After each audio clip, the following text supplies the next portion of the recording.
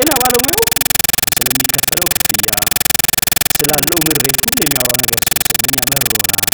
እኛ ደስተኛ አይደለም ያም ነገር ምላሽ ይፈልጋል በራሱ we cannot neglect ይሄ ችላ ሊባል የሚችል ነገር አይደለም ባልተደሰተ ባለሙያ ደስተኛ ታካሚ እንዴት ልንጠብቅ እንችላለን መጀመሪያ ደስተኛ ባለሙያ ደስተኛ ስታፍ እኮ የኖርማሊ ሲማ ደስተኛ ምን ነገር አንጻር አድርገን እንያዝ እንደው ዩፎሪያ ውስጥ የገባ እንደው የተለየ ደስታ ውስጥ ያለን ባለሙያ አይደለም ሪፈር እያደረግን ያለው ቢያንስ ግን እነኚህ በህይወት የመኖር መብትን አፖልድ እናደርግ ወይ እንጠብቅ ከተባለ ኳሊቲ ተቋም ያስፈልጋል ደግሞ ኳሊቲ ባለሙያ ታስፈልጋል ነው ባለሙያ ደግሞ እዛ ጋር ሲሰራ አሰሚንስ ኦፍ ሊቭሊሁድ ሊከፈለው የሚገባ ከሌሎች ሀገራቶች ወይም ደግሞ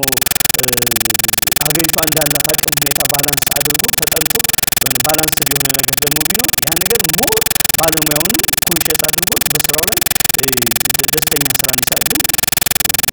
ብዙ ቦታ ላይ ስቴጅ የሚቀር ነገር ሳቲስፋይድ የሆነ ባለሙያ እናያለን ፎከሱ ወይንም ደግሞ ትኩረቱ የሚያከመው ሰው ጤንነትና ውጤት ላይ ብቻ እንዲሆን በሌላ ነገር እንዳይወሰድ እንዳይሆን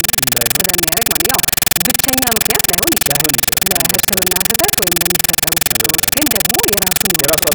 አስተዋጽኦ ይኖረዋል እኔም